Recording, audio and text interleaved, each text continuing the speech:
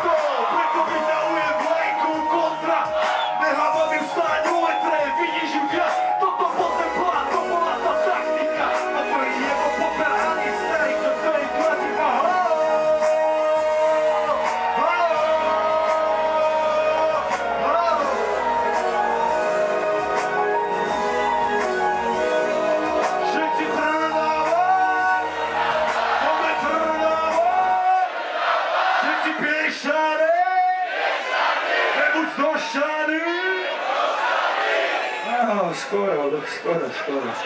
Ale boli si dobrí. Vy tu moc ani neviete, jak je to krásny pocit a jak veľmi si to vážim. Takže ešte raz Zbier Trnava. Dúfam, že sa vidíme aj na budúce. Možno ako kontrafakt, možno rytmus, možno ego, ale vedzte, že my sme stále spolu a zatiaľ nás nič nerozdelilo. Takže Trnava, poďte so mnou. Naposledy zakričte túto jednu vec. Všetci hej! Poďme hej! Všetci hej! Poďme hej!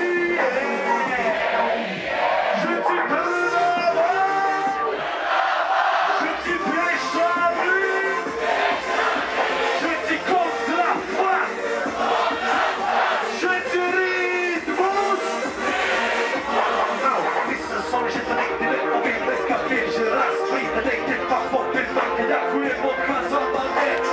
Preci téma skončí sen, raz mi padne z kola ven, prídu po nás lepší, alebo nedotek, len to dobre po nás preskočí z ramy, zem mi milovali, že ja láska na nich, lásky za nich, vždycky lepšie mi taký stan, ty to, život, plivo, kým, jak sa to celé skončí, to môže zmeniť, lebo život je pes, život je stres, no musíme to znieť. Ja viem, že konec nepríde ešte ten. Snažím sa vychutnať si každú chvíľu, vychutnať každých pár minút, prečo všetko, čo je krát, zavítať mikrofón, že si raz dáme s Bohom a pôjdeme si pod.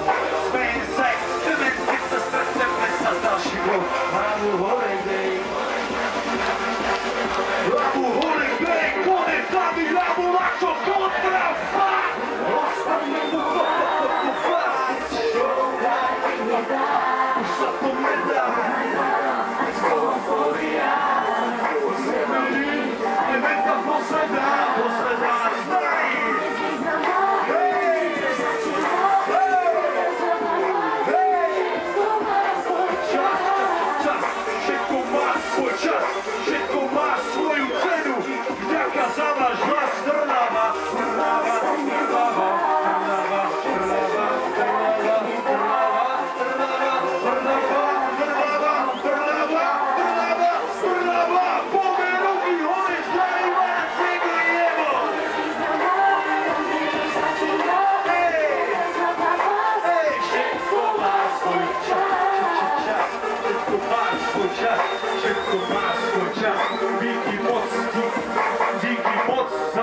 moc, dobrú noc. Díky moc za pomoc, dobrú noc. Díky moc, Trnava. Ja viem, že som plitký, ale človek sa občas dostane do takých emočných oných. Máte dobrú švindlavku ináč. Môže sa tam ísť švindnúť. Je tam ešte voda vôbec?